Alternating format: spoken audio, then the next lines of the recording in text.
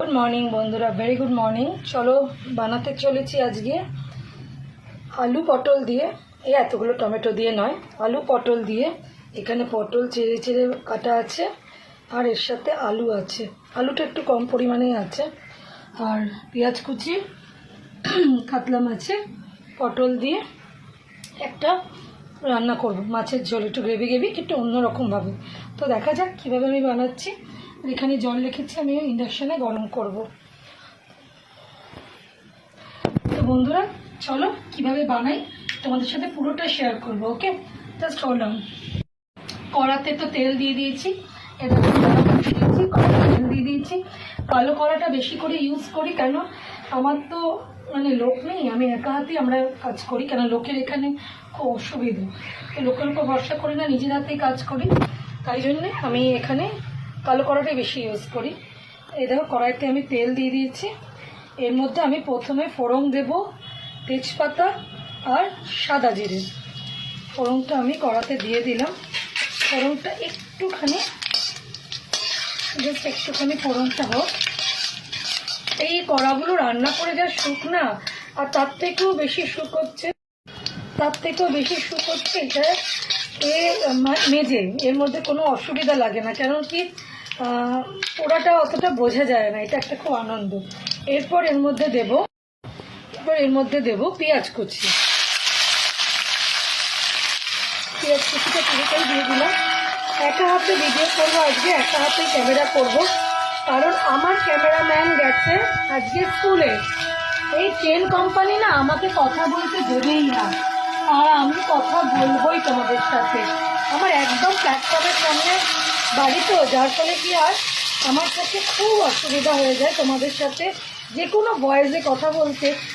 আমার আগে ওরা কথা বলে দেয়। তো যাই হোক, এটা এখন ভাজা ভাজা হোক পেঁয়াজটা। তোমরা ভাবছো তো যে মাছের ঝোল বানাবো, অথচ আগে কড়াইতে পেঁয়াজটা দিলাম, মাছ ভাজলাম না। দেখো তো কীভাবে বানাই আজকে এটা, একটু দেখো, ভালো লাগে, তোমরাও এইভাবে বানাতে পারবে।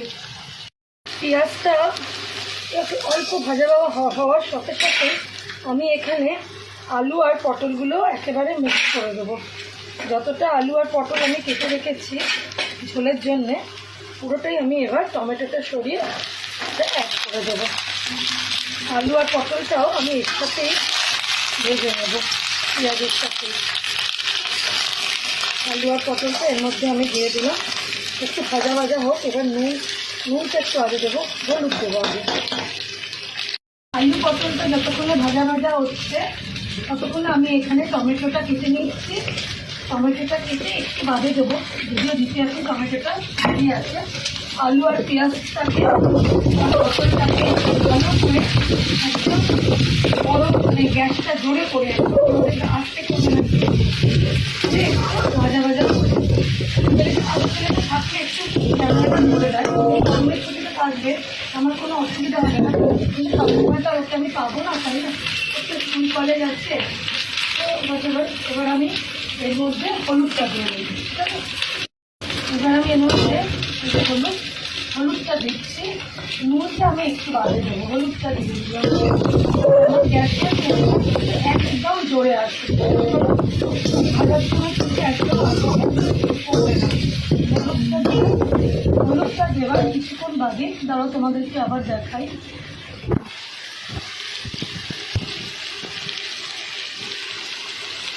এবার আমি টমেটোটা দিয়ে দিলাম। ওকে, হলুদটা দিয়ে আমি এখানে টমেটোটাও দিয়ে দিলাম।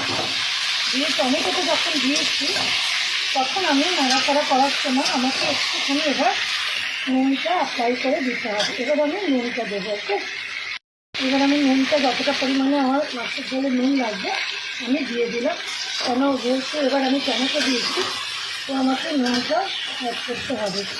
এটা তো বেশি তোমার তেলও রাখবে না, খুব সুন্দর ঠিকঠাকই হবে। দেখো তো টমেটো দিয়েছি, আমাকে ঢাকা দিতে হবে। টমেটোটা আমার গলা বাড়বে না। আমি কোনো মশলা আমি রান্নাতে ইউজ করিনি, হলুদ টমেটো দেওয়া। এবার আমি একে একে সব দেবো। এবার আমি একটুখানি এটাকে ঢাকা দিয়ে রাখলাম। একটু বাদে আমি এর মধ্যে অন্য জিনিসগুলো দিচ্ছি। গরম জল তো হতেই থাকছে, এটা আমি অ্যাড করবো ওর মধ্যে। এবার ঢাকনাটা খুলে অনেকটাই গলে গলে এসছে। এবার আমি ওর মধ্যে অ্যাড করবো ধনে গুঁড়ো দেবো। এর মধ্যে জিরে গুঁড়ো, আদা গুঁড়ো বলেছি, আদা কিছুই দেবো না। আর একটু লঙ্কার গুঁড়ো দেবো।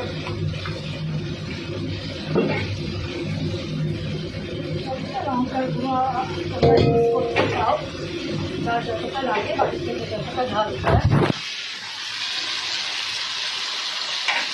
ধনে গুঁড়ো আর লঙ্কার গুঁড়ো দিলাম। এখন অবধি আর কোনো মশলা কিন্তু আমি দিলাম না, আদাও দেবো না।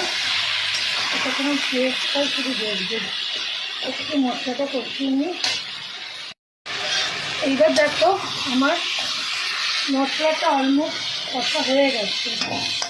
এইবার কি করবো আমি এই অবস্থায়, আমি যেভাবে করি, যদি তোমরা সেভাবে করতে চাও, মাছগুলো আমি এর মধ্যে দেব। মাছ না যত ভাজবে আর টেস্ট চলে যাবে। এইভাবে করে দেখো, এইটার সাথে মশলার সাথে একটু মাছটাকে শুধু আমি একটুখানি খাইয়ে নিচ্ছি। দেখো আমি কিন্তু এর মধ্যে মাছটা একটু ভাজি নেড়ে করে নিলাম। নেড়ে করে নিয়ে আমি আর একটু জোরে করে নাড়ছি। এখানে গরম জল আমার রেডি। গরম জলটা এবার নিয়ে এর মধ্যে আমি ঢেলে দেবো। এত সুস্বাদু হয় না, একবার করে দেখো, মাছ মানে ভাজলে যে তেলটা স্টোভ করে, ওটা সবসময় আমাদের স্বাস্থ্যের জন্য ভালো হয় না, মাছের গুণাগুণ ওর মধ্যে নষ্ট হয়। তো তার জন্য আমি এই পলিসিটা করে দেখেছি, খুব ভালো হয়। যদি আমি গরম জল দিই, গরম জলটা এখানে অ্যাড করবে।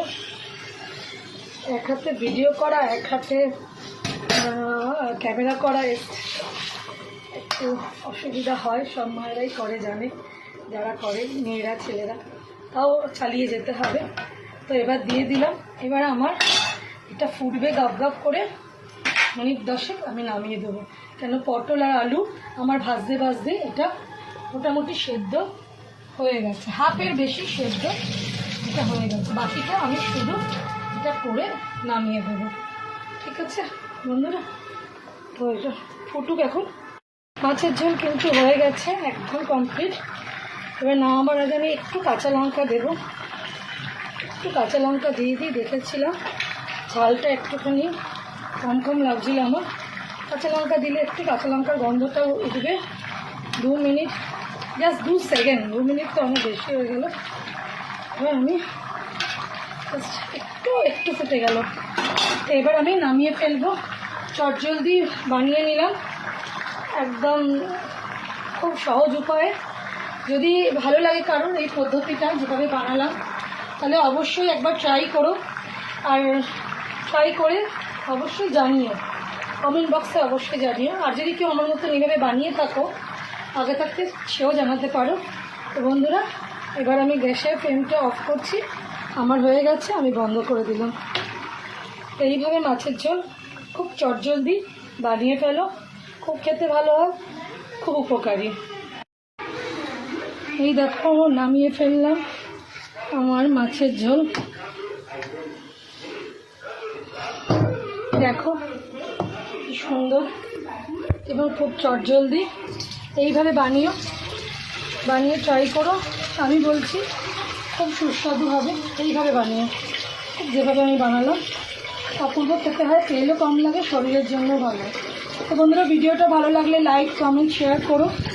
আর অবশ্যই যদি কেউ আমার মতনভাবে বানিয়ে থাকো একটা কমেন্ট করে যেও। তো টাটা, পরে ভিডিওটি দেখা হচ্ছে।